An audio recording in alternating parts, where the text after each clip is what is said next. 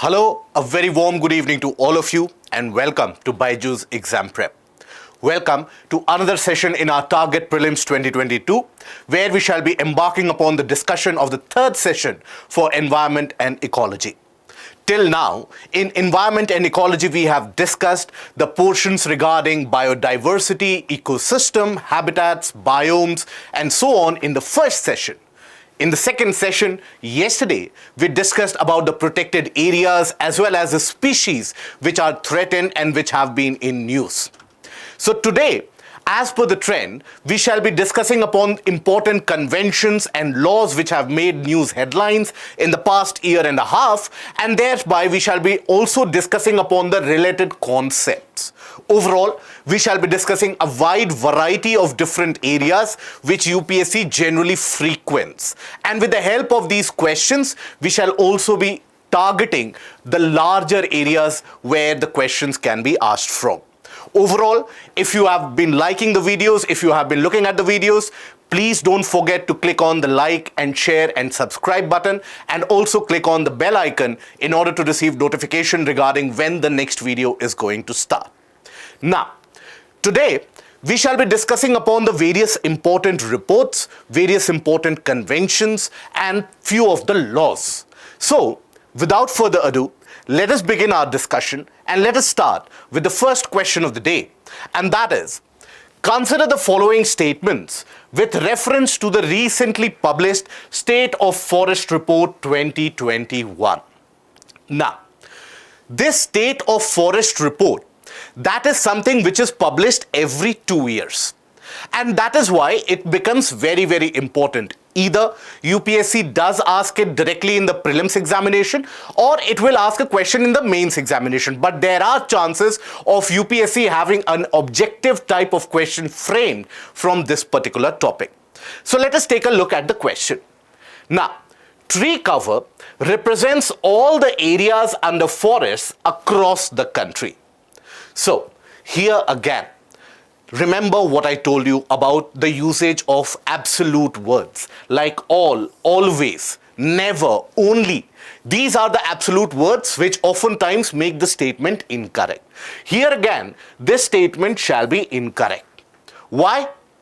Because when we talk about tree cover, we are basically talking about vegetation which spans to an area which is less than 1 hectare. If the vegetation cover spans for an area more than that, that can be counted under forest cover. But when we talk about tree cover, it is very, very different from the forest cover. Overall, when we consider and when we calculate the overall vegetation and the green cover in our country, we include both the tree cover as well as the forest coverage across the country. So the first statement is going to be incorrect. Now, the report is released by Forest Survey of India in an annual exercise. Now, I just told you it is not an annual exercise, it is a biennial exercise, meaning what? That this report is released every 2 years.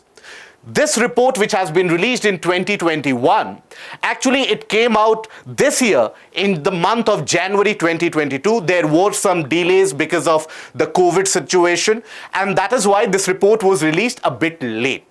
But then every 2 years it is released. Before that, it was released in 2019. This is the 17th report which has been released. Okay, so the second statement is also going to be incorrect. The third statement, area-wise, Maharashtra has the largest forest cover in the country. This again is incorrect. Why?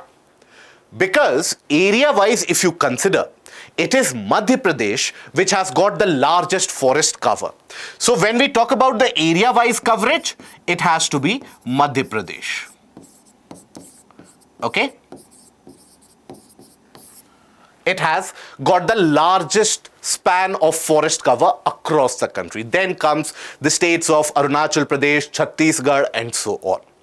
Now here please don't get an idea that you will have to remember and recall each and every state and you have to remember each and every state's forest cover. ideally, you should have an idea about the state which has got the largest aerial coverage and the largest percentage coverage. That should suffice. Okay, so here we have to find out which of these statements are incorrect. So out of these, we have seen that all the three statements are incorrect. So the answer shall be D, that is 1, 2, and 3. Now here, please understand, why is it that this report is released every year? As per our national forest policy, we as a country are envisaging to take this forest cover close to around 33% of our geographical area. As of now, it is close to around 24.5%. There has been an increase which has been reflected every 2 years. Having said that, in the past couple of years, the rate of increase or the rate of growth of forest cover has really stagnated. Now, when this measurement is done about the forest cover, thereby we also have the fact that the forests are distinguished into various types. That is, very dense forest, moderately dense forest, open forest, scrub forest, and so on. So how is that done? How do we distinguish which area is actually having a very dense forest cover and which area has got moderate dense forest cover? That is basically done with the help of what we refer to as canopy cover. Now, what is this canopy cover? So, when we talk about any vegetation or any tree for that matter, this is the random shape of the tree that you have. Now, this portion of foliage, that is what is referred to as a canopy. Now, when you consider any particular land area, you will have multiple number of trees in existence in those areas.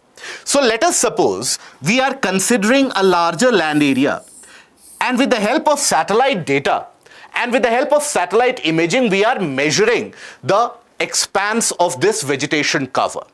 So in that case, when viewed from above, how will this area look like? You will have canopies which shall be appearing, and depending upon the proportion or the coverage of canopy in any particular given area, we get an idea whether the forested area is densely forested or moderately forested.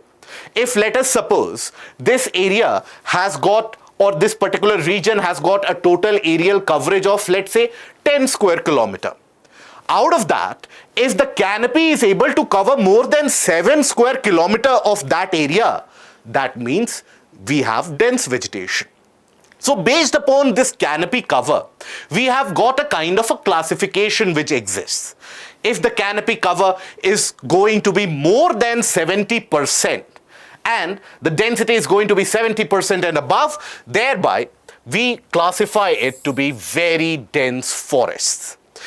In case the canopy cover lies in the region or in the range between 40 to 70% of the aerial coverage of the region, we classify it as a moderately dense forest. In case we have the canopy density of between 10 to 40%, we refer to it as an open forest. And then forest lands with a density and a canopy density of less than 10%, that is officially described and classified as a scrubland. Then we have non-forested areas where lands are not included in any of these classes, where you don't have vegetation cover which expands to or spans for a larger aerial coverage. So this is the basic classification which is done. Now this is done every 2 years. Now you have to understand the process behind it. First of all, satellite imagery is there. With the help of satellite data, we get an idea about the forest coverage and we get an idea about the green coverage and the vegetation across the country. But then after that, we have our forest rangers and also the foot soldiers. With the help of the mobile app, they then confirm the foliage and the coverage of vegetation so as to ensure there is no error percentage. And after that, a kind of a vegetation map of the country is then furnished or is generated. As you can see, This is the latest map as per the State of Forest Report 2021, which has been released in 2022. Now, this gives you an idea about the areas which are densely forested and which have a larger expanse of green coverage. You will find that the western part of Western Ghats, right, the Dandakaranya region around Bastar Plateau, and also the northeastern states, they have significant coverage of green cover, along with Andaman Nicobar Islands, which anyways have and house very dense forests. But having said that, what we have to consider is the fact that if this forest cover is increasing or if it is decreasing or is constant. As I have already told you, and this is something again that you have to keep in mind, that the rate of growth of our forests, that growth rate has come down.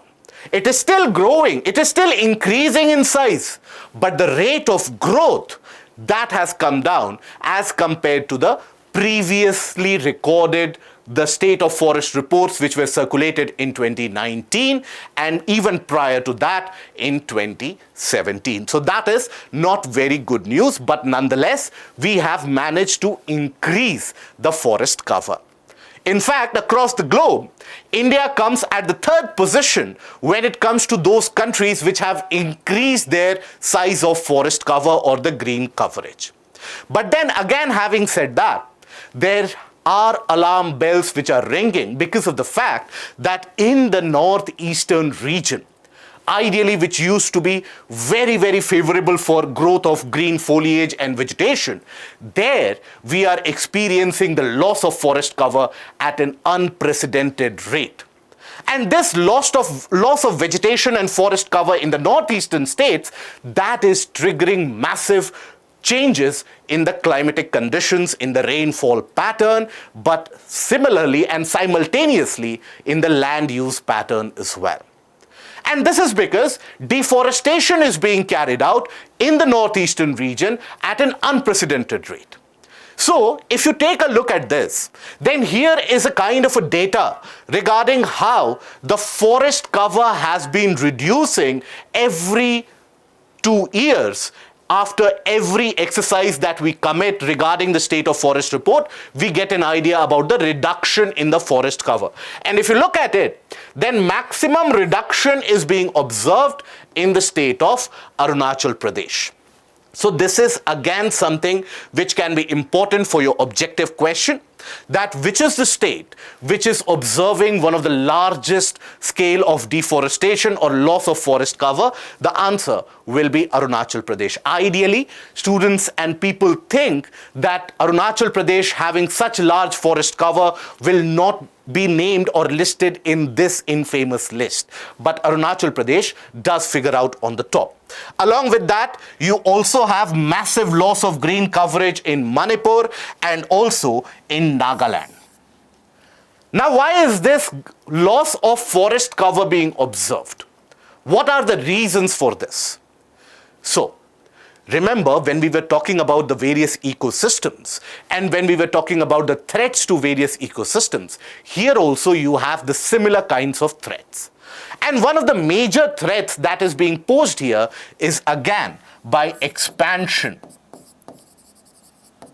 of agriculture. Agriculture, as it is being expanded, thereby more forested areas are being reclaimed almost on a daily basis. And that is something which presents an alarming situation. But other than that, you also have other allied and associated reasons, and one of those reasons is lumbering. Large-scale felling down of trees is being carried out in order to fulfill the raw materials for the furniture and the plywood industries. Many of them are based in the northeastern states, due to which the forest cover is at a loss, particularly in the states of Manipur and to the southern part of Nagaland as well. But then, other than that, you also have the issue of mineral exploitation.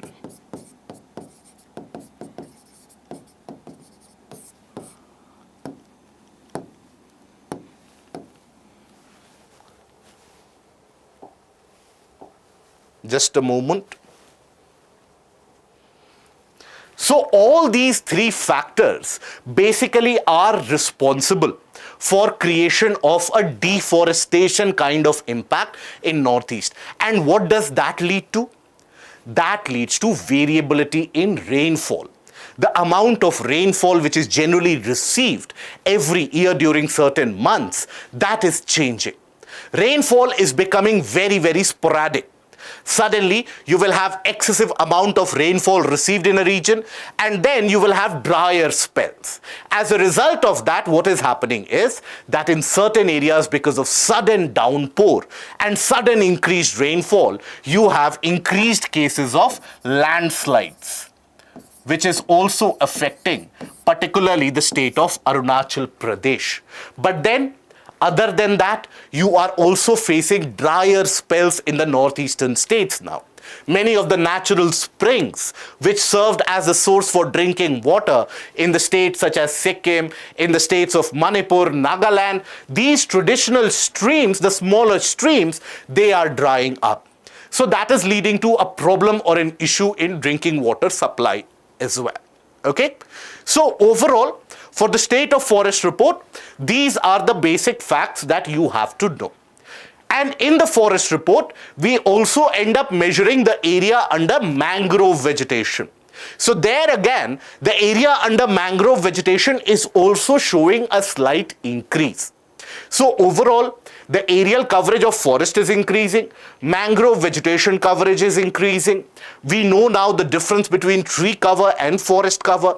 We know the difference and the fact how that various different types of forests are distinguished. And we have also looked at the factor of deforestation occurring in northeastern states, and the aerial coverage is maximum in Madhya Pradesh.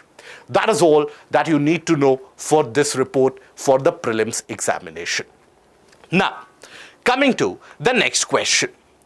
So, with reference to the outcomes at 26th Conference of Parties COP to the UNFCCC, consider the following statements. Now, this 26th COP was held where? It was held at Glasgow. Where? In UK. Right? So, that is why it becomes important. Every time that a conference of party is held, you have to know that where it was held and what were few of the outcomes of that summit. So, in the subsequent questions again, we shall be looking at the issues which were discussed at COP26. So, let us take a look at the options. Now, one of the key achievements of COP26 include the finalization of the Paris Agreement rule book. This is in fact correct. This was considered to be a major achievement. Why? Even though Paris Agreement is now being enforced and each and every country, almost each and every country, they have come out with their own nationally determined contributions and their own set of goals, but still, you did not have the exact rule book regarding what happens if someone or if some country does not comply to that. You did not have all the different finesse in terms of the rulings, in terms of the articles of the Paris Agreement. And that is something which was finalized in COP26. So the first statement is correct. Now the second statement, the Santiago Network on Loss and Damage was also brought to life through the agreement of clear functions and funding. This again is correct. Now, the Santiago Network on Loss and Damage. This is something which was talked about in greater detail and was discussed at length in COP25, the previous one. COP25 held where? It was held in the city of Santiago in Chile. So there was a lot of discussion regarding the loss and damages. But then there was no finalization regarding where the funding shall come from. And which are the countries that it will affect? It shall always be impacting the developing countries. So that is why it is a major relief to the developing countries out there, because now the developing countries have a clear-cut guideline regarding where the financing is going to come from, where the funding is going to come from, and what are the components within this loss and damages, and whether there shall be any technology which shall be provided, or there shall be any help which shall be extended to them or not. So that is why this Santiago network of loss and damages is also important, which was reached upon in this COP26. Now, what has been decided is that by the time that COP27 is held, there shall be an establishment of an organization, of an apex body as well, which shall take care of this network of loss and damage, the SNLD as it is referred to as. This is SNLD, right? So there shall be establishment of an agency implementing body before the next conference of parties is held. So this statement is also correct. So we have 1 and 2, both of them being correct. So the answer is going to be C. Okay? Now, moving on to the next one. Now, which of the statements listed below represents the Panchamrit of India's climate actions as presented at COP26? So at COP26, India also came up with its own presentation, and India actually demonstrated to the world regarding its commitment. Now you have to understand the background of it, where it is coming from. And this whole debate actually started last year itself, when the whole world was discussing about the net zero targets. India also set for itself a net zero target to be achieved by 2070. And that meant a lot of criticism, especially from the developed world, that why is it that India is taking so much time to achieve that net zero target or the net zero emissions target. But then, India is one of those and one of the only countries which is actually on the path not only to achieve its goals as has been declared under the Paris Agreement, but overachieving it.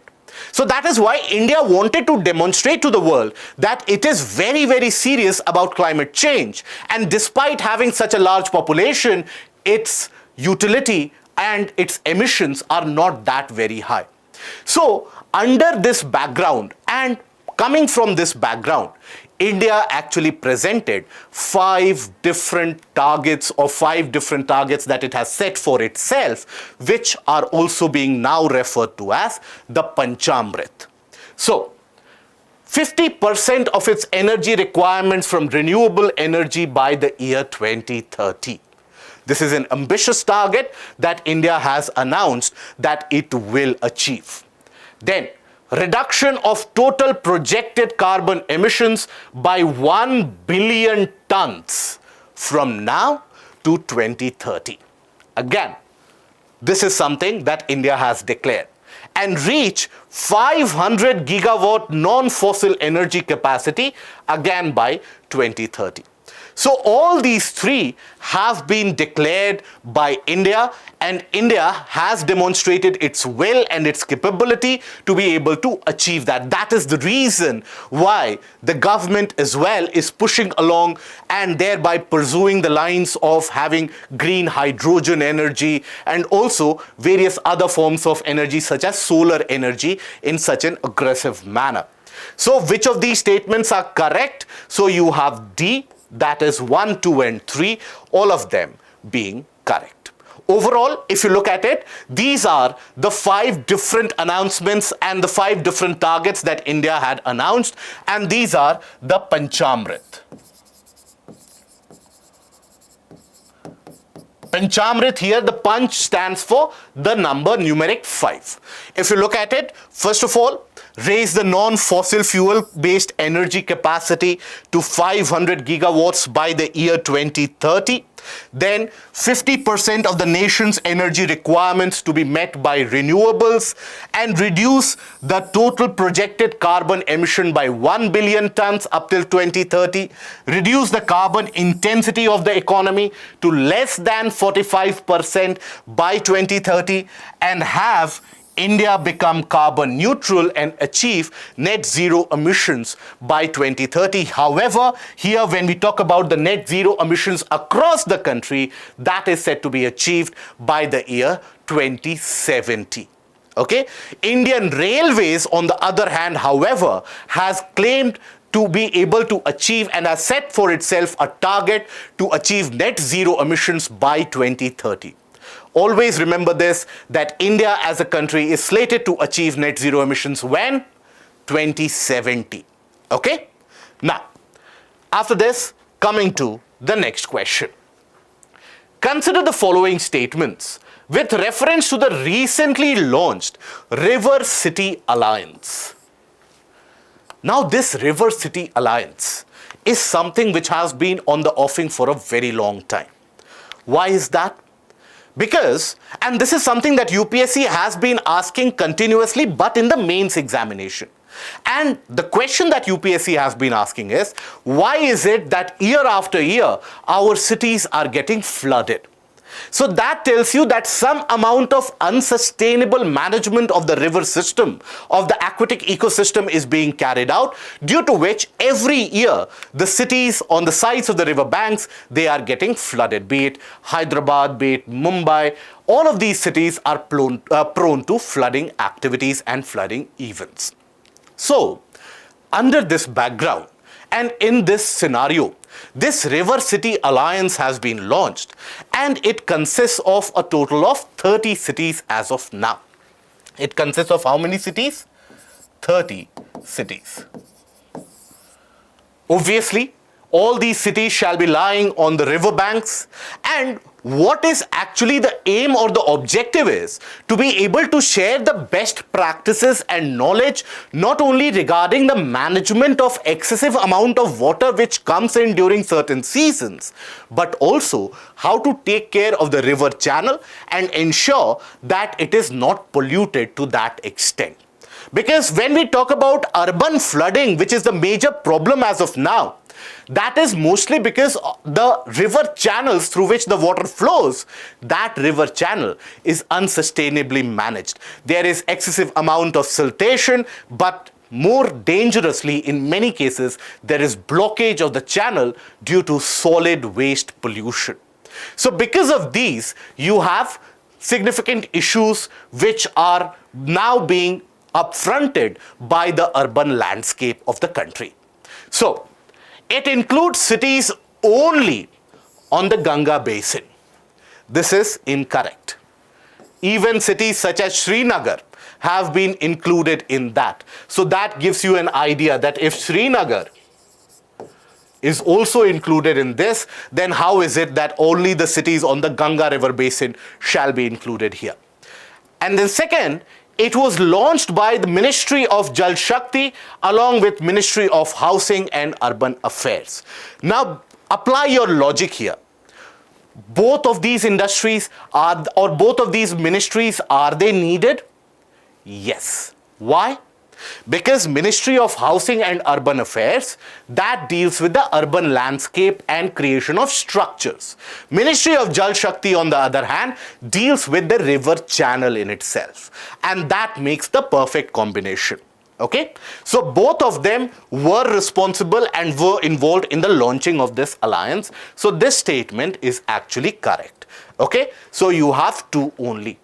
Now, whenever a question does come, and question oftentimes does come from the area regarding if this alliance or this project or if this scheme has been launched by which ministry. So always apply your logic in that case, because chances are that when you reach the exam hall, you might end up forgetting about many of the facts. You might bungle up and confuse yourself between many different facts. So in that case, just apply your simple and sheer logic. Like in the case of urban landscape, city it is involved, that means Ministry of Housing and Urban Affairs is the one which has to be involved. And river, here you have the Ministry of Jal Shakti which is involved. So in this case you have B, that is 2 only, which is correct. Now, the third question. Which of the following statements is correct with reference to Stockholm plus 50? Now, Stockholm plus 50 is under increased discussion nowadays. It is going to be a significant meetup and a significant event whereby a lot of different technological know-hows and scientific findings are going to be shared on that platform. So what is this Stockholm plus 50? First statement. It is a group of 50 countries aiming for elimination of persistent organic chemicals by 2050. Now, this is incorrect. Then, it is a list of 50 additional organic chemicals which have been targeted to be phased out by 2030. This is again incorrect. Then, it will commemorate the 1972 United Nations Conference on the Human Environment. This is correct.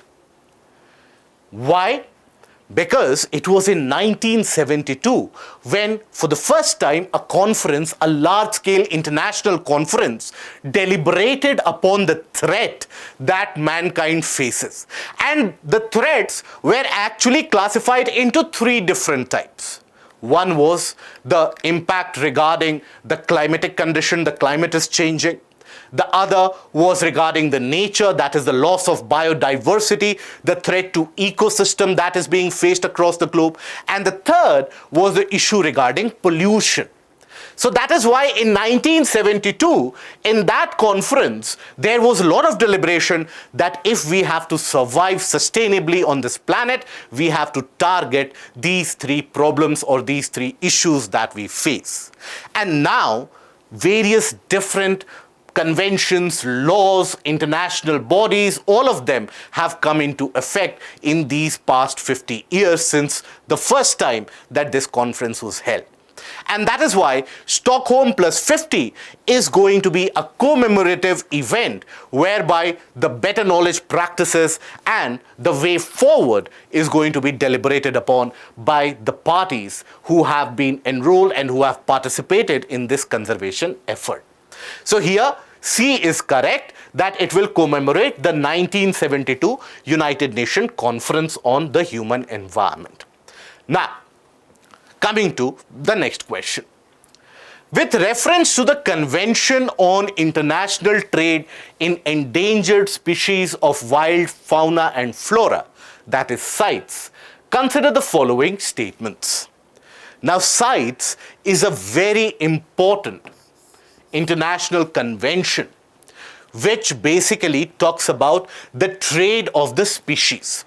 Right? Many of the times you have few of the animals, few of the species being traded from one region, from one country to another. And that is why sometimes you will also come across the news stories that endangered species are being traded, they are being transported from one country to another. So in order to curb that, in order to bring that to a halt, CITES was a convention which came into force. Now, this convention was adopted in 1963 at a meeting of members of the United Nations Environment Programme. This is correct.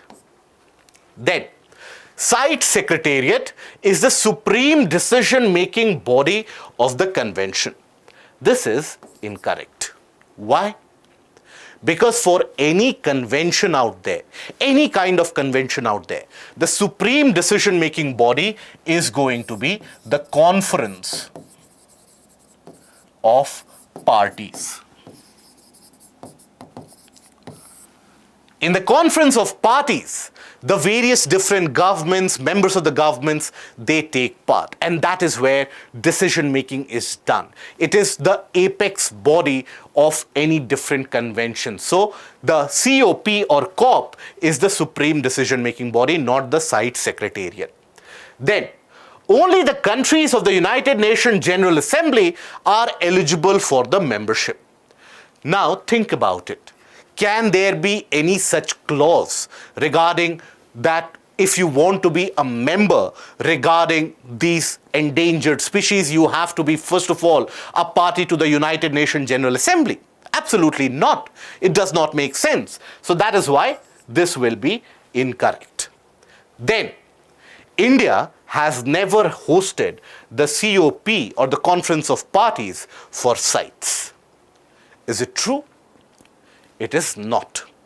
India was the country which actually hosted the third Conference of Parties for CITES in the early part of 1980s itself. So this will also be incorrect. This is actually one of those factual statements. Again, if you know it, you know it. If you don't know it, now you know it.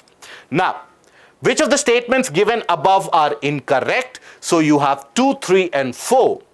That is D. All of them being incorrect when it comes to CITES. Okay? So here, if you take a look at it, then basically it is on July 1975 when CITES entered into force. Okay? And it is an international agreement to which all the different nations and also the regional economic integration, the unions, etc., all of them are a party to. Now, the Convention of CITES, it is legally binding on the states, but then it does not replace the national laws of any country, the national laws of any state. The laws are framed in the nation in such a way so as to have a kind of a coherence as per the convention and the norms of this convention. Okay? So that is again something which you have to keep in mind. And here the species are basically divided into 3 different types of appendices, right? You have Appendix I, Appendix II, and Appendix III. Depending upon how threatened a species is, how threatened a floral or a faunal species is, they are placed under different appendix which actually creates or curbs any kind of trade which is being carried out for those species. So, suppose a species is placed in the Appendix I of the Convention of International Trade or CITES. So what does that mean? So which of the following statements is correct in this regard? So if it is placed in Appendix I, so overall the species has become extinct? No. If the species has become extinct, then how will you trade in that, right? So that does not make sense. The species had witnessed a remarkable recovery in the recent past. Again, incorrect. Third, the species is facing a very high risk of extinction in the wild in near future. This is actually correct. It is threatened. It is endangered. So those are actually placed under Appendix I. So under Appendix I, if you look at it, then trade it is not as if it is completely prohibited. Under general circumstances, it is prohibited. But under special cases and special circumstances, there you have the trade which is allowed. So what are those special circumstances in which the trade is allowed for those threatened species? For research and conservation purposes. Suppose, let's say, a particular species which is present in, let's say, the continent of Africa, any particular region of Africa, and they are endangered. And if more research needs to be carried out for those species in order to understand their behavioral mechanism, in order to understand their perfect niche where they can survive, you need additional research. Many of the times it can be possible that those research facilities are not present in the countries where such species are present. So such species are then transported to the nearby research facilities which can be available, right? So only under such research purposes can there be a transportation or a kind of a so-called trade for these species. So that is what constitutes Appendix I. Okay, example African rhino, right? Then Appendix II, here trade is strictly controlled, right? Where the species have been threatened or the species are under a threat to go on and become extinct, they are placed under Appendix II. And Appendix III, here, the species which are present in significant quantities, but then you do need some kind of protection, or some kind of protection does exist in certain countries, but in other countries such protection does not exist. So those kinds of species are placed under Appendix III. For example, let us suppose you have a kind of a species or a kind of an animal which is being protected in India, but then let's say in Central Asia you have them in ample quantities, in ample numbers, then such kinds of species will be placed under Appendix III. So, species protected in a specific country, not across the horizon, not a blanket ban, but then protection is extended in certain countries. They are in Appendix III. Okay? So that constitutes the 3 appendices which have been declared as per these CITE convention. Now, coming to the next question. Consider the following statements with reference to the Wildlife Protection Act 1972. Now, over a period of time, you would have seen multiple different types of questions being framed from Wildlife Protection Act, from Forest Act, from Water Act, from Environment Act. So, you know that these acts are important. You have to go through these acts for your examination. Here, we shall be covering some part of this Wildlife Protection Act. But having said that, before the examination, do make it a point that you are able to go through the other portions or the other acts as well. That is going to be very, very important for your prelims examination. Way back, UPSC did used to ask direct questions from these acts, that is 3 to 4 years back. Chances are you might find such kind of low-hanging fruit again appearing in the prelims examination, so you have to be absolutely ready for it. So, it placed the forests under the union list for legislative purposes. After this act, forests were placed under union list. This is incorrect. Forests came under concurrent lists. What is concurrent list? You would have read it in polity multiple times, where you have both state as well as the union government, both of them are capable enough to pass their legislation or laws regarding the forests. Okay? So, this is incorrect. Second, the act also provided for the establishment of the National Tiger Conservation Authority. Now, as per section 38 of this act, there has been a provision which talks about the establishment of the National Tiger Conservation Authority. So this is correct. Along with this, the Wildlife Protection Act also paved the way for establishment of Central Zoo Authority. So the zoos that you have, they also have a kind of a backing from this act. So that is again something that you can always keep in mind, that the Central Zoo Authority, right,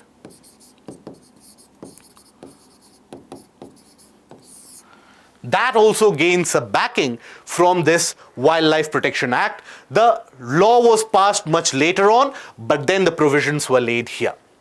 Animals under Schedule 6 of the Act are legally considered as vermin.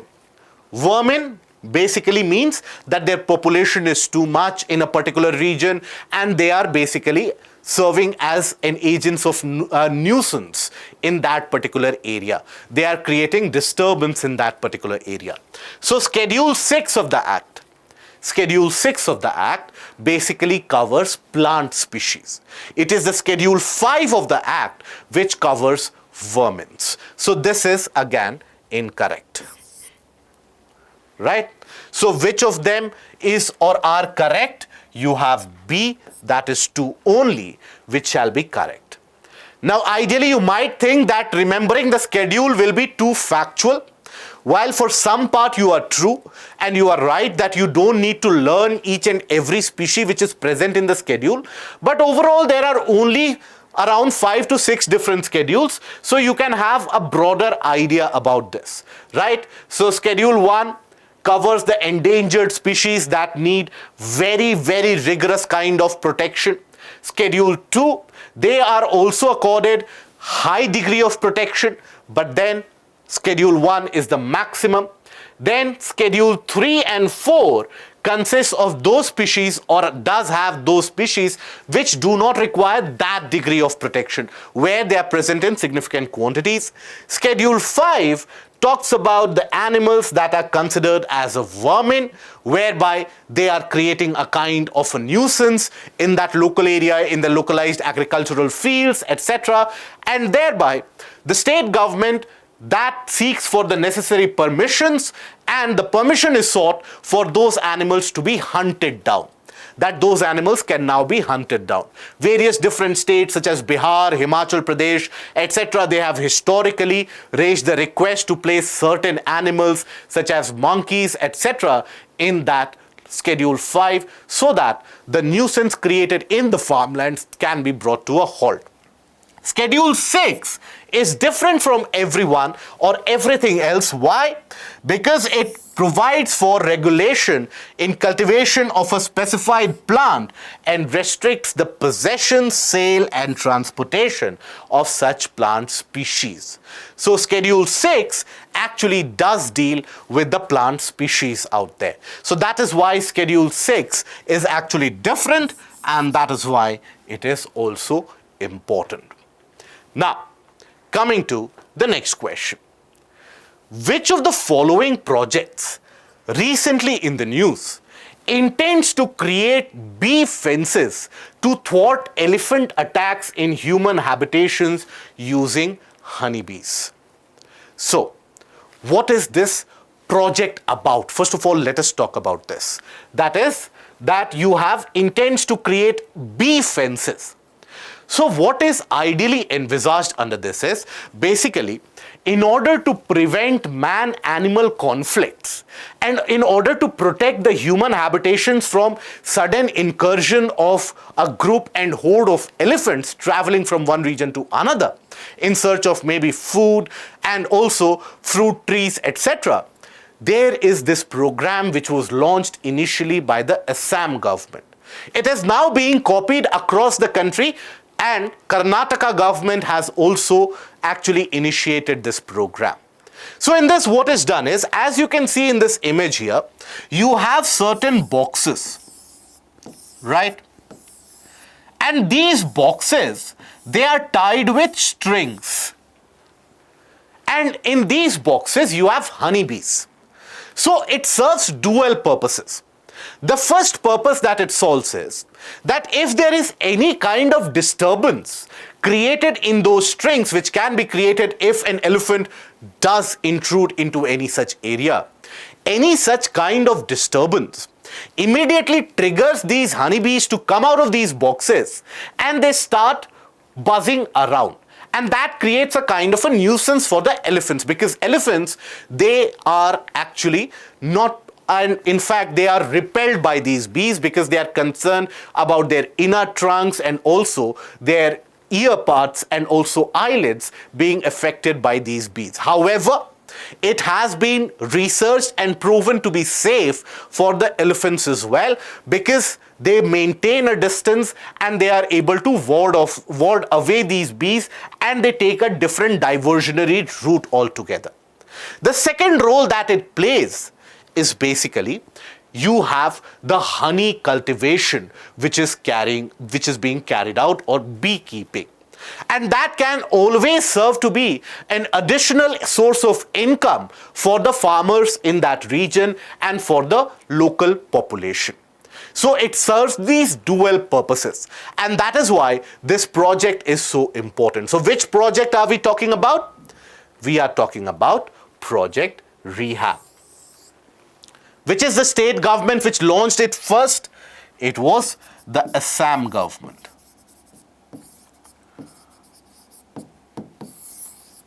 Right? Now even Karnataka government has implemented that. So what is done? If you have a farmland and if you have a passage to this farmland, here you will place multiple boxes, having bees. Right? So that there is no transgression across this region, and that is done with the help of Project Rehab. Now, coming to the next question. Consider the following statements with reference to the leaf coalition recently seen in the news. Now, what is this leaf coalition? So basically, it is about reducing the emissions out there in the world. How? By increasing more forests. So by increasing more forest and increasing the forest cover, what will happen? More green foliage means more absorption of carbon dioxide.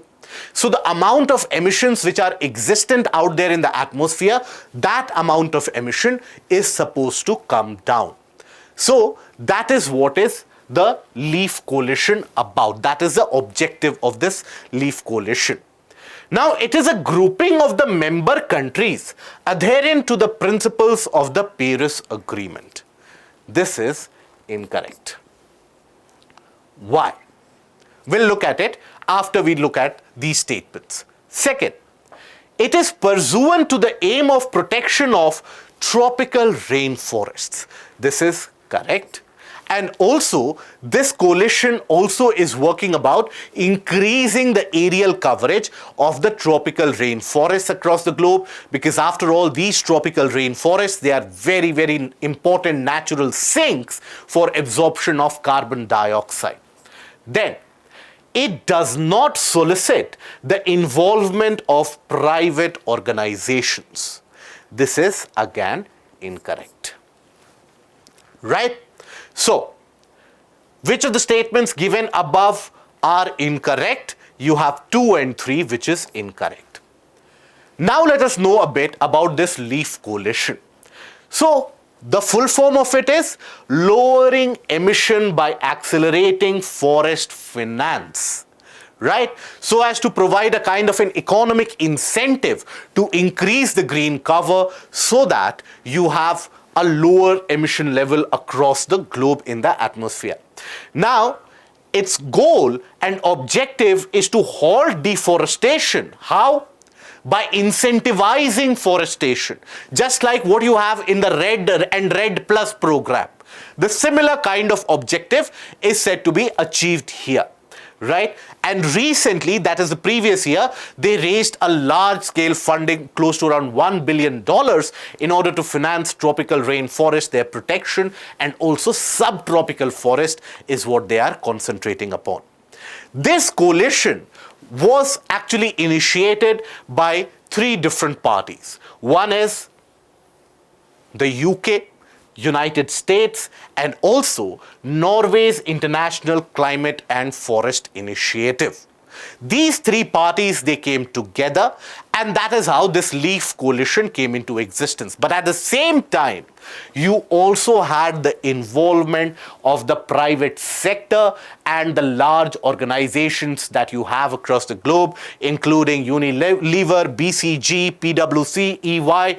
All these large organizations, they are also putting in their efforts in order to increase the forested area and also provide a kind of an incentive for this forested area to be conserved and thereby to be expanded as well. So now if you take a look at it, so it does not solicit the involvement of private organizations will be incorrect, because you do have the involvement of private organizations. Ideally, you should have an idea about the 3 organizations or the 3 bodies which came together in order to establish the framework and the bulwark of this leaf coalition. Right? You have UK, US, and also Norway's International Center for Forest and Climate Initiative. Now, the next question. Consider the following statements with reference to the Global Methane Pledge. This is again something which is related to COP26 held at Glasgow. So, it was launched at the COP26 held at Glasgow. That is correct. Its main goal is to reduce methane emissions by up to 30% by 2030 compared to the 2020 levels. This is again correct. The third statement is, it is a joint effort initiated by the United States and the European Union. This is also correct. Why? Because this initiative ideally, even before COP26, was talked about and was actually initiated by United States and the European Union. The basic framework was being done and it was launched globally at COP26 meet. Now, why is this the global methane pledge being talked about so much? That is because of the threat posed to us by methane emissions. While the whole world keeps on harping and concentrating about the carbon emissions and the carbon dioxide emissions out there, methane has got a much more destructive power as compared to carbon dioxide. While it is true that it manages to stay in the environment for a much shorter duration, but still, the damaging capacity of methane is much higher. So, which of them are correct? You have D, that is 1, 2, and 3. All of them are correct. Now, if you take a look at methane, and this is something which is very, very important for the examination in order to understand that what are the actual players which damage the environment in the ecosystem that we live in, methane has its name almost at the top. So, first of all, you have to concentrate upon the sources of methane. Sources of methane, the bulk of it does not come from industry effluents. The bulk of it does come from the area of agriculture. 42% of the methane emissions, they are from agriculture. Remember this fact. This is a very, very important fact that majority of the methane emissions are from agriculture in the form of crops, in the form of sometimes even when you till the soil too much, you have methane which is emitted, but from livestock and also from animal husbandry, that is a major source for methane emissions, right? So culling an animal, that again releases huge quantities of methane out there. Other than that, 36% is through fossil fuel, that is the emissions that you have through industries, through vehicles and so on. 18% is generated through waste. The large waste and landfills that you keep on observing. In our country, we have plenty of such wastelands. There also methane is emitted regularly. That is why recently you would have come across the news story that the landfill in Delhi that caught fire. This is the reason why these waste grounds and waste dump yards are so prone to catching fire, and that is precisely because you have ample availability of methane. Okay? Now, if you take a look at it, its lifetime in atmosphere is only 12 years, which is much, much less than carbon dioxide. Carbon dioxide manages to stay in the atmosphere and heat the atmosphere for a longer period of time, but then still it is responsible for almost 40% of warming which has happened since Industrial Revolution. And it is 86 times more powerful than carbon dioxide when considered over a 20-year period. So it has got adverse impacts on health and health conditions as well if you inhale it. And then other than that, it also manages to reduce the yield of our farm products. So think about it. Farming and agriculture does generate it, but at the same time it is impacting the crop growth as well, such as soybeans, etc. So that is why. And when we talk about why we need to curb this methane emission, we have to understand. Not only because it is a much more devastating gas as compared to carbon dioxide, it is 86 times more powerful, but then it is a low-hanging fruit in front of us. Why? Because look at this particular fact, that its lifetime is so less. That means what? If you are able to curb methane emission in the next 5 to 7 years, the results shall be very, very apparent within the next couple of decades. And this whole IPCC report which talked about the global warming and the temperature exceeding 1.5 degrees C temperature rise, all of that can be brought under control very quickly if we manage to get a grip on these methane emissions. So that is what makes methane very, very important. And because of this, you have the Global Methane Pledge. Now, many different countries have been signatories to this pledge. Many countries, even in Africa, they have signed it, but India has not signed it as of now, right? Keep that in mind. Again, another trivia, that India has not signed this pledge as of now. Now, coming to the next question. Which of the following statements with reference to the Earth Summit 1992 is incorrect?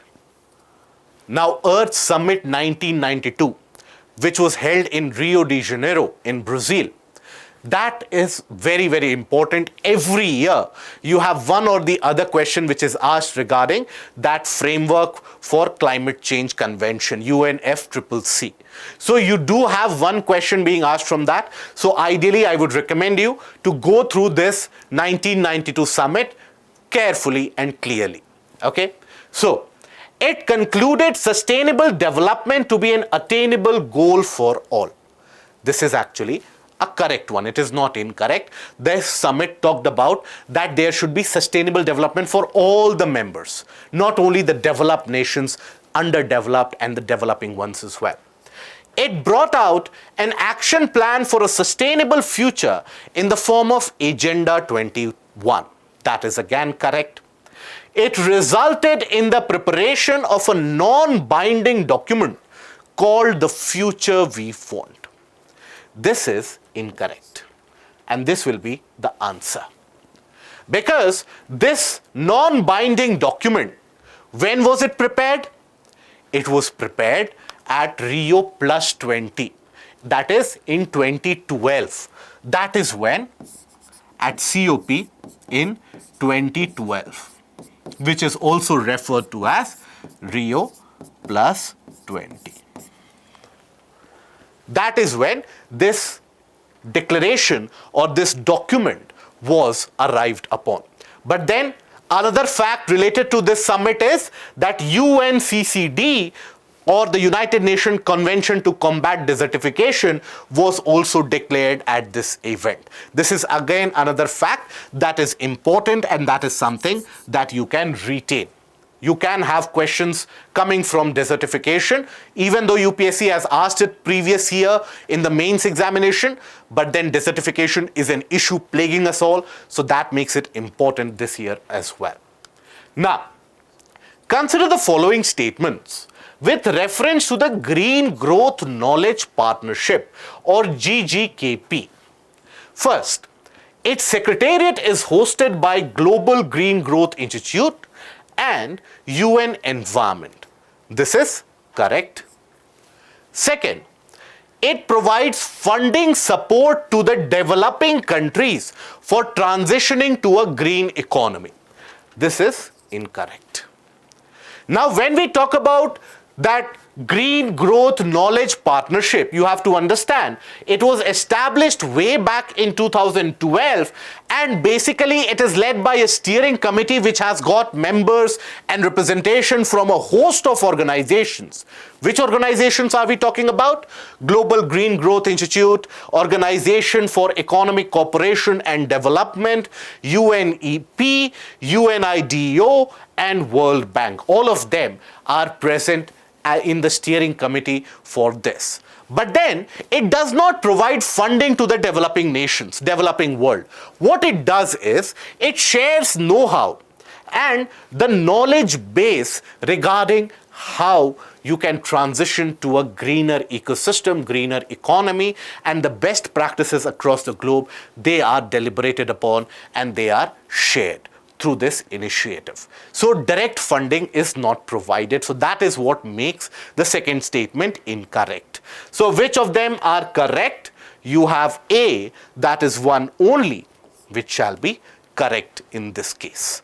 Okay? Now, consider the following statements with reference to Green Voyage 2050, which was seen in the news recently. Now, Green Voyage 2050 project. This is something which was launched during 2019 in the midst of the pandemic. But then it has started making news recently because now is when the activities have finally started in this. What is it about? Just to give you a hint about it, the image will tell you. This is about the shipping industry. One has to understand that shipping industry is also responsible for significant amount of emissions which are carried out into the atmosphere. Most of the ships, they are not very efficient in terms of the fuel usage. That is why you have to have a kind of a knowledge sharing practice. You need to have technological know-how in the shipping industry as well, so as to ensure that this becomes sustainable. Why? Because majority of the global trade is actually hinged on the shipping industry.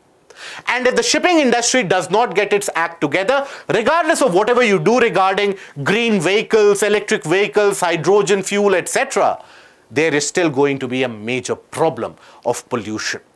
As more countries will start to develop, thereby the global trade is set to grow. Global trade anyways has been showing a sign of increase since the early 80s. It is during this pandemic and for the past 5 years where the global trade has stagnated and even dipped a bit. But again, as the situation will resume to normalcy, again this global trade fueled by the shipping industry is going to explode. And that is where you need to have a better and more sustainable and responsible shipping industry. So it has been launched to transform the shipping industry towards a lower carbon future. This is correct. You have in fact many countries, including China, who are now and who have now started working on electric propulsion even for these ships. So that tells you about the amount of work which is going on in order to capture the future market. It is a partnership project between Government of Norway and International Maritime Organization. This again is correct. So which of the statements are correct? You have C, that is both 1 and 2. And that is the Green Voyage 2050 project. Overall, it will have 4 different components, as you can observe. First will be to develop the global tools to support the implementation of this.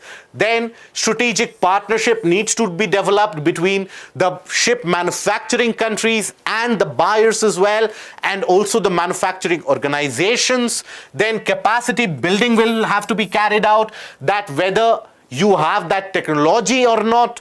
If you don't have that technology, what needs to be done? And then comes the final cooperation, innovation, and also the pilot project demonstration that ships can also be run on low carbon footprint and in a sustainable and renewable manner. Now, then coming on to the next question.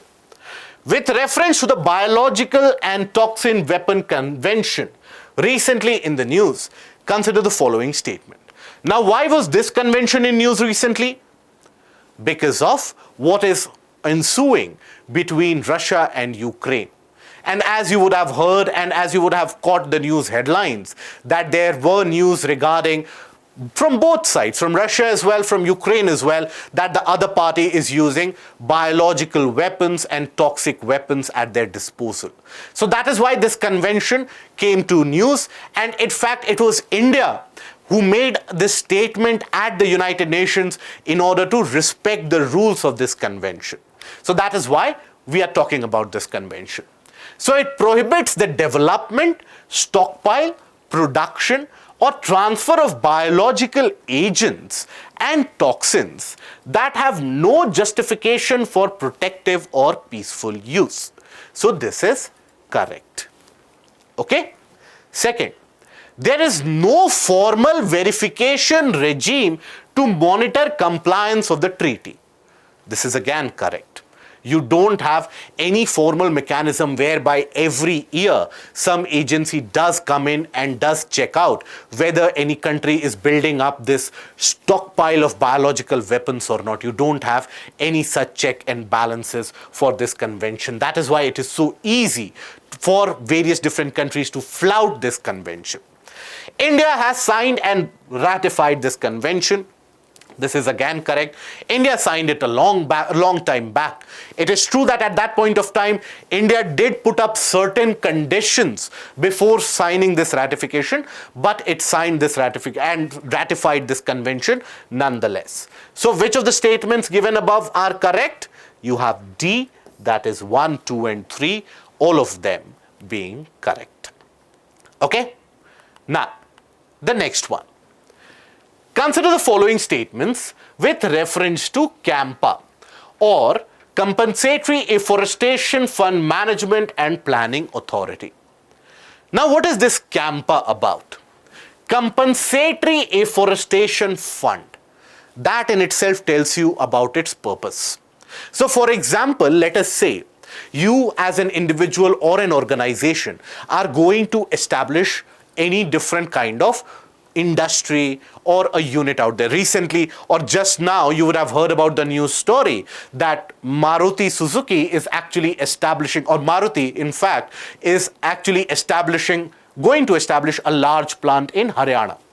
Now let us suppose any such company or any such organization wants to establish or wants to use the land.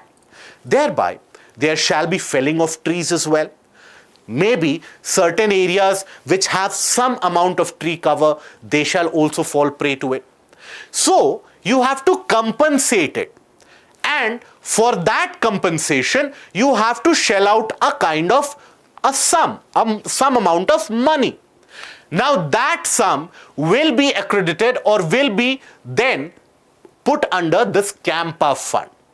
This is then distributed between the union and the states, and thereby afforestation and reforestation programs are being carried out. Why?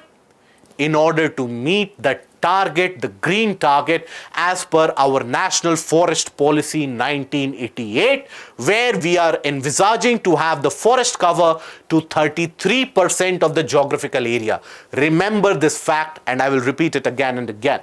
So, CAMPA was established under the Environment Protection Act 1986. Incorrect. This was established under the Forest Act 1980, not the Environmental Protection Act. So the first statement is incorrect. Second, 90% of the compensation received from the diversion of forest is credited to the National CAMPA Fund. As I told you, that this fund is then distributed between the union and the states. You have the National CAMPA Fund, you also have the State CAMPA Fund. But what is done is that 90% is actually accredited to the states, not the National CAMPA Fund, right? If you look at it, 90% of this money is to be given to the states, while 10% is to be retained by the center. And what are these funds then used for? For treatment of catchment areas in case of aquatic ecosystem, those regions, assisted natural generation, forest management, wildlife protection and management, relocation of villages and protected areas, managing human-wildlife conflicts, training and awareness generation, and also supply of wood-saving devices and allied activities. So overall, host of different activities which aim at restoration of the natural balance because of the destruction caused because of one activity that is being done, and that is achieved by this CAMPA fund, right? So in this case, which is correct? You have none of them. D, neither 1 nor 2 being correct. Then Khazan ecosystem, again an important thing in news. Khazan ecosystem recently in the news is related to which of the following? Now you might have come across this earlier as well, which tells you about the importance of this topic. what is Khazan ecosystem is basically, if you let us first of all take a look at the statements. Cultivation of bajra in the ravines of Malwa, incorrect. High altitude plain in Kashmir famous for saffron cultivation, that is incorrect. Those are karevas, by the way. The estuarine system of agriculture is practiced in floodplains of Goa. This is correct. Now here what is done in Goa basically is that you have, mind you, first of all, estuarine ecosystems are the ones which are in predominance in the Western Ghats. Their delta formation is not there. So that is why in certain areas the sea water does come in. Now, what the farmers end up doing is they reclaim some part of this land, and thereby they ensure that during high tides the water comes in through the passages that they have created within those agricultural fields. Now when the water comes in through those passages, along with water, you also have few species of prawns, shrimps, lobsters, etc. All of them also do come in through those passages. And thereby, when they come in, you also have pisciculture or fish catch along with the crops which are growing out. So that gives you a kind of a dual income insurance. And that is what is so special about this Khazan ecosystem. Here, in the waters around the coastal region, you have to understand that you also will have a significant proportion of mangrove vegetation in existence. Now, wherever mangroves are situated, as we have seen in the first session itself, mangrove population will generate a lot of organic matter in their own vicinity. And that is something which is going to be very, very beneficial for the growth and rapid growth of the fishes and also marine aquatic species. So due to that, the pisciculture is something which thrives, being aided by this coastal ecosystem. In the region of Goa, you have the river Mandavi or Zuari, which does meet the region of or does meet Arabian Sea. So there you have small riverine islands which are created, along which this Khazan ecosystem and this Khazan system of agriculture and pisciculture is practiced. This is something which can be actually followed across almost all the areas in the coastline which are threatened by the rising sea level. The mangrove growth, along with all these, they will help to increase the farm income as well. Now, consider the following statements with reference to Food Waste Index Report 2021 recently in news. Now, Food Waste Index Report 2021. It is released by United Nations Environment Program. That is correct. Second, as per the report, food which is not consumed does not release greenhouse gases. Food which is not consumed, that is food waste, does it release greenhouse gases or not? Absolutely yes. Close to around 8 to 10% of emissions, including the methane emissions, right, that is generated from this waste food. So that is why the second statement is incorrect, and that is why UNEP is concentrating upon this, that you have to be concerned about even the food wastage which is going on, because even that threatens the environment in the long run. So here it does not release greenhouse gas, that is incorrect. It does release significant chunk of greenhouse gas. Which is incorrect here? You have B, that is 2 only. That is going to be incorrect.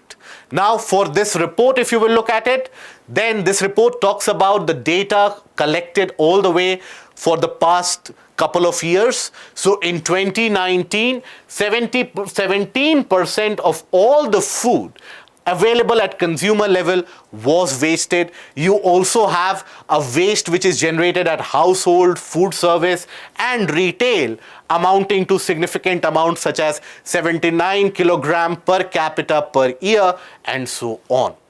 In India, even at the household level, around 50 kg of food is wasted per person each year.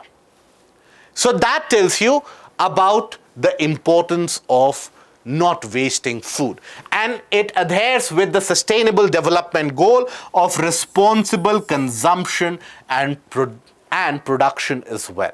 Okay, so that is something, again, a fact that is going to be important for your examination, right? Now, coming to the next question. Consider the following statements with reference to millets. Millets are going to be important for this year. Every year you have certain questions coming from the area of agriculture. This year, again, you can easily expect questions coming from the area of agriculture. In agriculture, what is it that you have to study? First of all, the crops, right? The important crops, the seasons when they grow. And when you are looking at the seasons when they grow, look at the conditions, the rainfall requirement, the amount of sunshine which is required, and so on. Now, how will you get to learn and remember all of that? By understanding the rainfall pattern across the country, by understanding the climatic classification of the country that you would have read in geography. That makes it much more easier to remember the regions where you have certain crops growing. Okay? Now, when we talk about millets, it requires a high amount of water intake and hence is not suitable for dry conditions.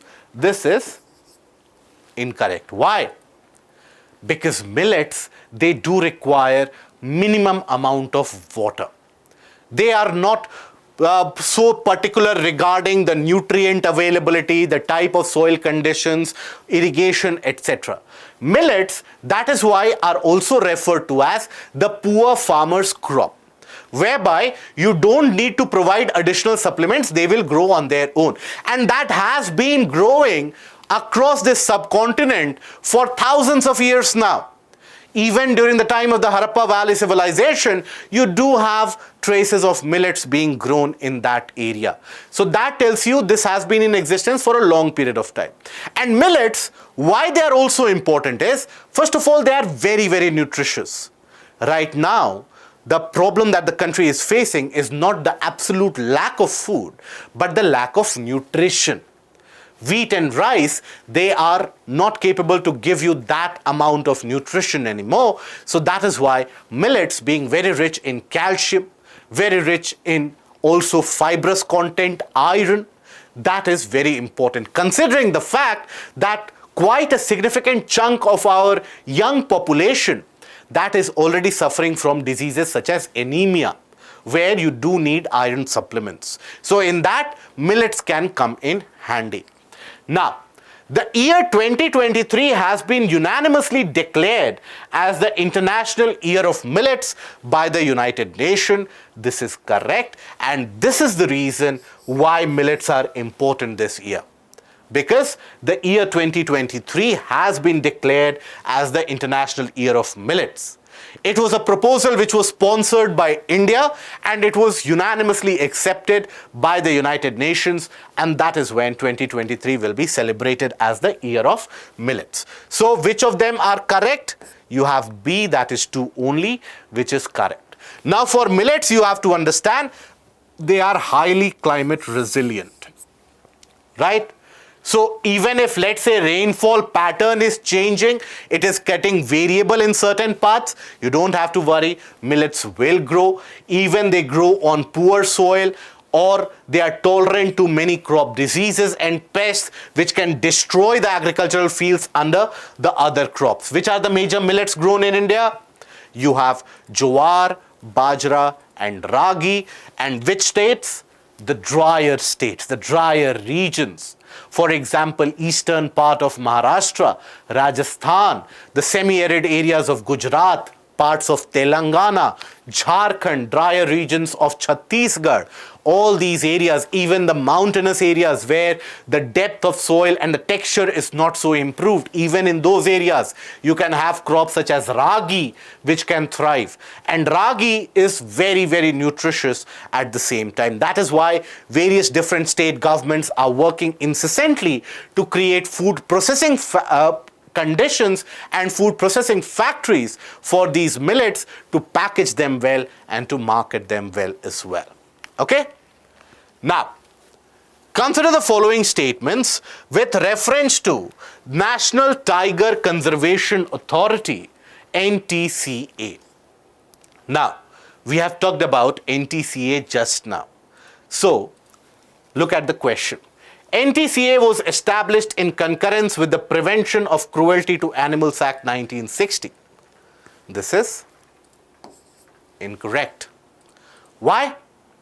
It was established as per the provisions of the Wildlife Act 1972, Section 38 of that Wildlife Act. It is entrusted with the task of addressing livelihood interests of local people in areas surrounding tiger reserves. Absolutely correct. Then, the boundary of a tiger reserve can be altered only on the recommendation of the National Tiger Conservation Authority. This is also correct. If the NTCA so declares, then the boundary can be increased or reduced in terms of the aerial coverage. Which of the statements given above is or are correct? You have 2 and 3, that is B, which is actually correct. Okay? Now, then, consider the following statements with reference to Coastal Regulatory Zones, or CRZ. Now, CRZ applies only to those water bodies which are affected by tidal action, meaning what? That during the high tide and the low tide, the water level does go up and goes down. So, only across those water bodies, not across riverine ecosystems. Only those areas which are influenced by the tidal impact and the tidal movement. This is correct. Then, the Coastal Zone Management Authority has the power to grant an exemption to any activity. This is incorrect. You have to adhere to this law, otherwise there is no exemption which is provided. Land reclamation projects. What is land reclamation? So, for example, across the coastal area, you extend the land, right? You reclaim some part of the water body and you undergo some kind of construction there. That is the land reclamation project. Land reclamation projects to control coastal erosion are prohibited in CRZ. Now, land reclamation projects are prohibited. But then, if let's say you are reclaiming the land to actually have a good construction and repair of, let's say, sandbars or any other such physical structure which can prevent coastal erosion, stream bank erosion in the case of backwaters, etc., that is allowed. Okay, so only in such cases land reclamation projects is allowed, not in the other cases. So here this also becomes incorrect. Why? Because it is allowed for coastal erosion, right? Now, which of the statements given above is or are correct? You have B, that is one only which is correct. Now, coastal regulatory zone, when you talk about it, overall, earlier you had a kind of a classification where you had CRZ1, CRZ2, 3, 4 and also no development zone which used to exist depending upon where you are from the coastline. For example, this is CRZ1, CRZ2, 3 and so on. And that is something which is defined based upon where you have the high tide line and where you have the low tide line. Now, from the high tide line almost up till 200 meters in the interior, you have NDZ or no development zone. However, all of this was changed as per the 2018 amendment, whereby you had a kind of a notification which was given out by the government, and now you have CRZ 1A, 1B, 2 and so on, 3A, 3B. So what is being done now is that if you want development of the coastal areas, and why this notification was pushed by the government? Because many infrastructure projects, such as when we talk about the Mumbai Coastal Highway, which is under construction, and for a long time that is a project which is being built. Those projects, they ran aground because they ran afoul of the coastal regulatory zone. Due to which, cities such as Mumbai, they faced an issue that they could not expand anymore.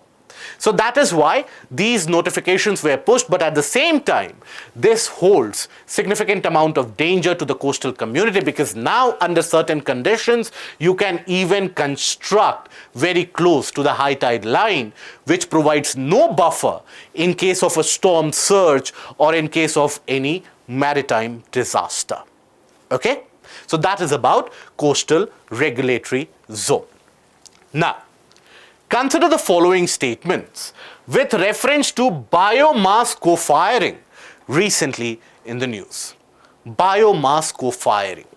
So, this shall eliminate the usage of fossil fuels like coal from the thermal power plants. This shall eliminate. Incorrect. It cannot eliminate. Right? Why? And how do you come to this solution? Just by, even if you, let's say, do not know about it. So look at this statement. Co-firing means simultaneous firing, right? It is not only biomass which is being burnt, but then you have other fossil fuels which are also utilized. So what it will do is, it will reduce the usage of fossil fuels in these thermal power plants, but it will not eliminate it altogether. So the first statement is incorrect. Now what is done in this is, basically you have the crop residues and you have these biomass wastes. All of them, they are concentrated to manufacture small biomass pellets. These biomass pellets, which are smaller in size, they also will have significant amount of calorific value. And when they are burnt along with the fossil fuels, the amount of energy which is released is almost very similar, but at the same time it is green and also environment and eco-friendly. Okay? So biomass pellets made from agricultural waste have almost equivalent calorific value to that of Indian coal. That is true. Indian coal anyways does not have very high calorific value. That is why in many parts it is also imported. Which of the statements given above is or are correct? You have B, that is 2 only. Now when you talk about this co-firing, these are the 3 various different ways in which this co-firing is actually achieved. One of them is the direct co-firing. In this direct co-firing, what is done? Biomass pellets along with the fossil fuels, they are burnt and they undergo combustion in the same boiler. Then you have indirect co-firing. In this, what is done? Biomass, it goes through the gasification chamber where combustion is carried out, and then there it reaches the boiler, and in the boiler you have the coal which reaches there in a very pulverized form, in a very powdery form, so as to attain and achieve maximum output out of that. And then eventually you have parallel co-firing. Parallel co-firing is you burn each of them individually together and then you generate electricity out of it. Now parallel co-firing is something which India as of now is not looking at, but going ahead this can provide some kind of energy security. Because if you take a look at it now, as of now, when majority of the power plants across the country were facing fuel shortage and significant amount of fuel shortage, parallel co-firing could have come to the rescue. Okay, as of now the government has created norms for the thermal power plants to have around 5% or 7% blend by the year or by the time of October 2022, which has to be achieved, and it has basically categorized the power plants into various types and each of them have their own targets. That is why this co-firing is important, biomass co-firing is important this particular year. Now consider the following statements with reference to National Hydrogen Mission. So, the government has permitted the use of only green hydrogen. Again an absolute word and again incorrect. Hydrogen is a new kind of energy which we are embarking upon. So that is why the government as of now has not placed any such kind of restriction.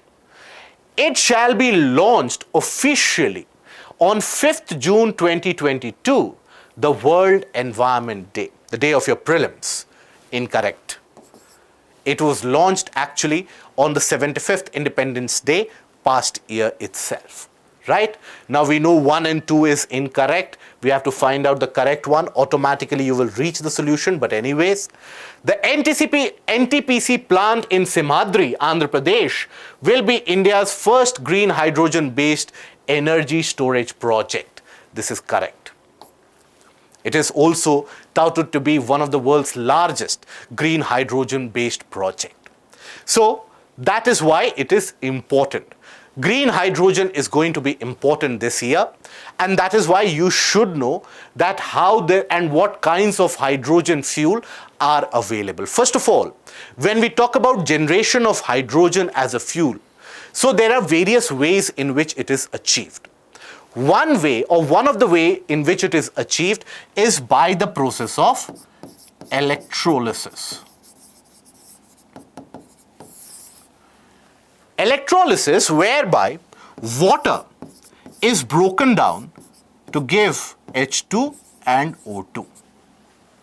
This is one of the processes. The other process is what is referred to as SMR, or steam methane reforming.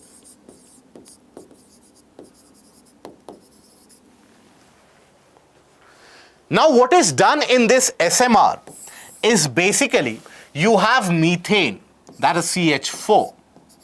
That is something which reacts with steam. Steam is what? H2O, water, right?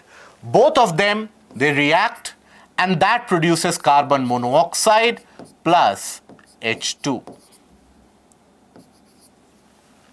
So hydrogen is produced. Now, this carbon monoxide again is basically treated with H2O, and that generates CO2 plus H2. Right? So hydrogen is produced as a byproduct. So this is the process of SMR. That is also how the hydrogen is extracted. Now you have various different types of hydrogen which is listed depending upon how it is extracted. So when we talk about blue hydrogen, for example, what is blue hydrogen? In this, what is done is that hydrogen is produced by SMR, but then this carbon dioxide that you see, that carbon dioxide is captured, so that you don't have emissions in the atmosphere in the name of producing hydrogen. So that is what is blue hydrogen, where you produce hydrogen through SMR and capture the carbon dioxide which is emitted. Then you have gray hydrogen. In this gray hydrogen, it is almost similar to blue hydrogen, the only difference being that in this CO2 is not being captured, right? So CO2 is left out in the atmosphere. Then you have green hydrogen. In green hydrogen, hydrogen is produced by the process of electrolysis, but then the energy for this electrolysis being carried out, because for the process of electrolysis to be carried out, you need some amount of energy. And that amount of energy is provided by what? Is provided by renewables. Right? It might be solar, it might be wind, and so on. Right? So that is what is green hydrogen, where everything is produced in a very efficient manner and environmentally friendly manner. Then you also have pink hydrogen. In this, the production of hydrogen is again carried out by the process of electrolysis, but then here the energy received for electrolysis is through nuclear power.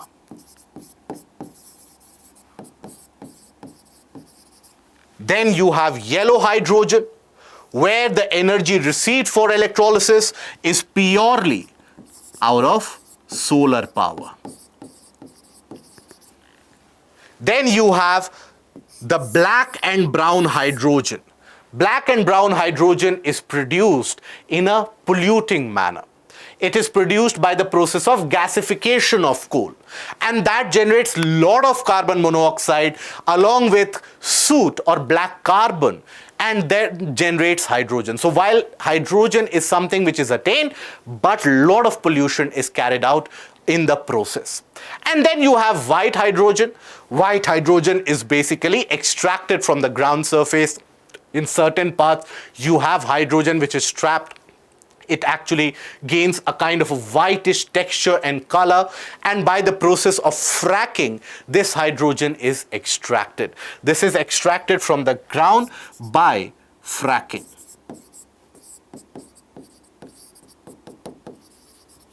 Okay, so these are the various different types of hydrogen, and all of them, they generate hydrogen. All these processes, they generate hydrogen, but it is the process, how it is generated, that is something which is important.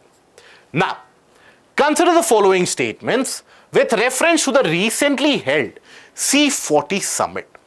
So first, it is a conference where city leaders from around the world share ideas on green urban development. That is correct. 40 cities across the globe are a part of this summit. This is incorrect. When it started with a conglomeration of 40 cities, but now it has increased to more than 95. Around 96, 97 cities are right now involved in this process, very close to 100. So this is incorrect. Okay, now wherever 2 is present, we have to find out correct. We know 2 is incorrect. Wherever 2 is present, eliminate that. Then automatically you have the solution anyways, but looking at the third statement, C40's mission is to halve the emissions of its member cities within a decade. This is correct. You have Indian cities as well, like Delhi NCR, you have Bangalore, Kolkata, Chennai, they are a part of this C40 initiative. Okay? Now, if you look at it, then basically they have set their own targets regarding 3 gigatons of carbon dioxide emission that has to be reduced. Then 70% of citywide action that is financed by the cities, the participating cities in themselves. So along with these lines, they have set for themselves very ambitious goals, ambitious targets, and by the way, they are on the way to achieve that. Few of the cities are well on their way to achieve that. 10,000 city climate actions taken since COP15 in Copenhagen. So thereby you see multiple different action points initiated by this C40 grouping. Now, consider the following statements with reference to the Protected Planet report released recently. First, the report was released by the United Nations Environment Programme and the International Union for the Conservation of Nature, and or IUCN. So this is correct. Second, the greatest growth in protected areas and OECM. We talked about OECM in the first session. What are OECMs? Other effective area-based conservation method. Aravali Biodiversity Park in Gurgaon was the first site in India to be granted OECM status. So the greatest growth in protected areas and OECMs over the 10-year period has been in marine and coastal areas. This is again correct. The 2020 report provides the final report on the status of Aichi Biodiversity Target 11. This is again a factual point and is correct. So here you have 1, 2 and 3, all of them are correct, right? Now Aichi Biodiversity Target, that is a part of which kind of convention? So it forms a part of CBD, right? Convention on Biological Diversity. Now CBD basically operates under UNEP and it has got 3 different purposes. First is conservation of biological diversity out there. so that the diversity is not eliminated. Sustainable use of the components of biological diversity so that the genetic modifications which are carried out, that does not weed out the competition altogether, that does not overwhelm the ecosystem. That is one of them. And the fair and equitable sharing of the benefits arising out of the utilization of genetic resources. All of them are covered under CBD. But then the CBD, by the time it was introduced, since that point of time, multiple different addendums have been brought about and multiple different additional protocols have also come into force. What are they? You have the Cartagena Protocol, then you have the Nagoya Protocol, and then you have the Aichi targets. So the Cartagena Protocol was adopted in 2000, and basically what does it do? It seeks to protect biological diversity from the potential risk of the living modified organisms, or LMO, the genetically modified organisms that we know, right? LMOs. So this is the first part which is aimed by the Cartagena Protocol. Then you have the Nagoya Protocol that aims to solve the third objective, that is access to genetic resources and the fair and equitable sharing of those knowledge and resources. That is the Nagoya Protocol. Aichi targets that you have, they are basically a set of 20 realistic targets which were set in order to be achieved by the year 2020. Few of them, they even go beyond that, but majority of them are like, for example, identification of invasive alien species, reducing the loss of biodiversity which is observed in certain areas, and so on. So that is what constitutes Aichi targets which were to be achieved by the year 2020. So 20 targets being in order to minimize the loss of biodiversity, and that is important as per CBD. Okay, you generally have questions coming from CBD and sites, so that is something you should be careful about. Now, again, another related question. Consider the following statements with reference to the Nagoya Protocol and Access and Benefit Sharing Mechanism, ABS. First, it plays a critical role in implementing the Convention on Biological Diversity. Very correct. The ABS mechanism is applicable to genetic resources and traditional knowledge of a nation that is accrued by these genetic resources, the traditional knowledge regarding, let's say, the utility of medicinal plants and so on. So that is again correct. Third is, India has formed a three-tier structure to implement the Nagoya Protocol. That is again correct. How has India managed to do that? With the help of the Biodiversity Act, whereby you have the National Biodiversity Authority at the center, you have the state biodiversity body at the state level, and Biodiversity Management Committee at the district level. So you have three-tier management structure which has been established. So which of them are correct? You have D, 1, 2, and 3, all of them being correct. Now, consider the following statements with reference to the National RED Plus policy of India. What is this RED Plus policy? That is about reforestation and providing a kind of an economic incentive in order to carry out reforestation and preservation of forest. This is something which has been advocated very vigorously and with a great sense of belief by developing countries such as India, whereby the argument is very simple, that unless and until you establish a kind of an economic parameter with reforestation, local community participation is something which cannot be ensured across the globe. Now you have seen that UK, US, etc., they have also come out with a financial incentive, but they have come out in the form of a leaf coalition. So this is what is a part of the environmental politics going on. But anyways, the policy aims to achieve climate change mitigation by incentivizing forest conservation. That is correct. The first statement is correct. Then, it covers all types of forest areas except trees outside forests. That is the tree cover that we are talking about. Incorrect. All types of forests are covered here.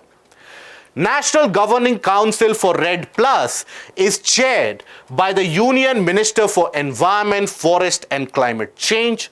This is correct. Then, the RED Plus program in India are funded by the Adaptation Fund. This is again incorrect. It is funded by what? It is funded by GCF, Green Climate Fund, which was established when? 2010. It is under the part of UNFCCC. Right? So that is what provides funding for RED Plus, not the Adaptation Fund. So we have to find out which of them are incorrect. Which are incorrect? You have 2 and 4, which is incorrect. That is A. Okay? Now, by the way, guys, I understand that this whole portion is quite factual, but please understand, UPSC will ask you questions from this area in the prelims examination. It can be a low-hanging fruit for you. What you need to do in order to gain a kind of a mastery over this area is basically chart out each and every convention which has taken place, the important ones that is, for example, UNCCD, etc., CBD, CITES, Convention on Migratory Species, Conservation on Migratory Species, etc., all of them based upon the year when they were held since 1972. Chart it out on a blank sheet of paper, form your own chronological order, and that will be your easiest piece of revision material as well, and that will help you form a linkage. When you read it out individually, when you attack them individually, chances are you will get overwhelmed by the sheer amount of data lying in front of you. You might get bored and eventually lose hope that this is a topic which I will leave it out altogether. But this is an easy scoring area. You can have direct questions coming from here, provided you are stronger in certain parts, certain conventions, certain laws, and also few of the nuances there. Okay? So even though it is factual, it can be rewarding.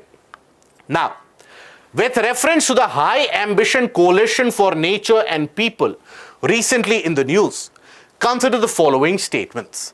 First, it was launched on the sidelines of Glasgow Summit of 2021. Incorrect. The High Ambition Coalition for Nature and People was something which was launched in 2019. By which countries? By 3 countries out there. That is, you had France, you have Costa Rica, and UK. India became signatory to this very recently in the later part of 2021.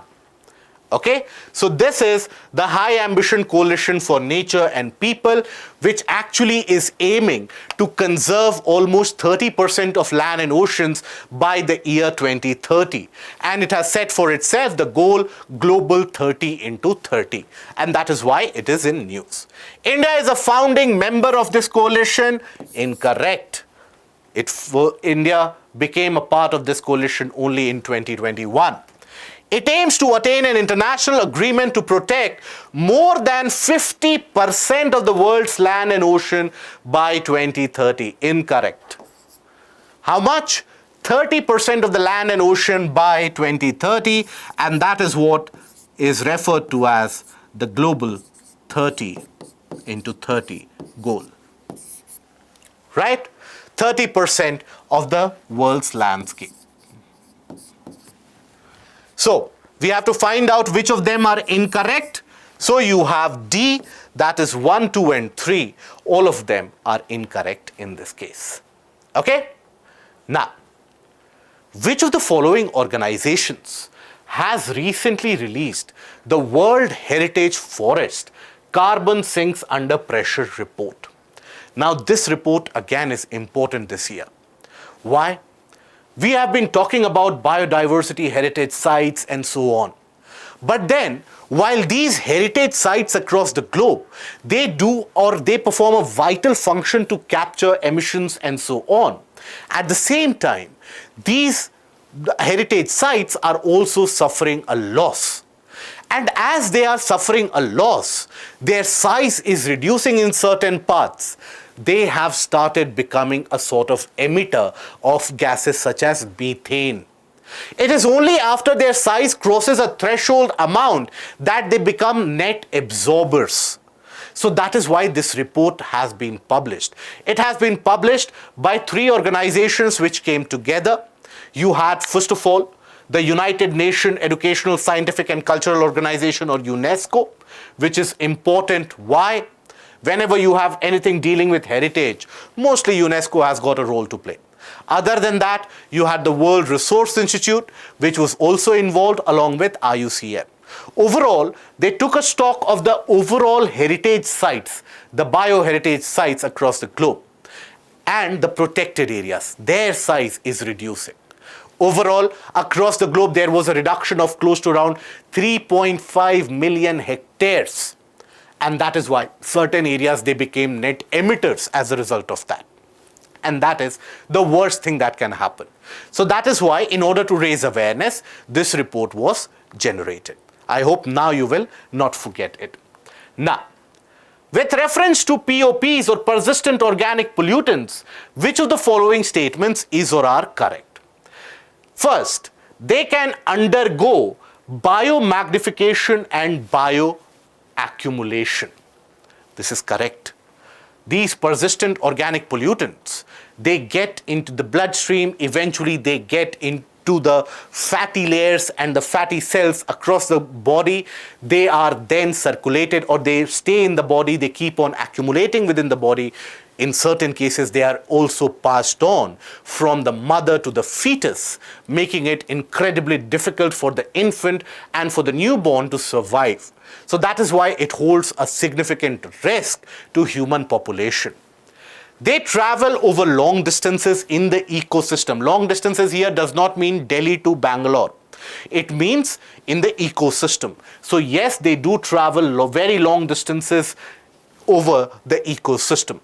The Stockholm Convention aims to phase out and eliminate the production of these 26 persistent organic pollutants. This again is correct, and that gives us the answer, that is D, 1, 2 and 3. Now these persistent organic pollutants, what are they? How are they generated? So the various fungicides, herbicides, pesticides that are used in processes such as agriculture. For example, you have certain chemicals such as DDT. All of them have these pollutants. These pollutants, as you can observe here, these pollutants, they are sprayed to the plants. They pass on to the soil. From the soil, sometimes you can also have them being circulated in the water cycle. But then, look at it, they can influence the groundwater.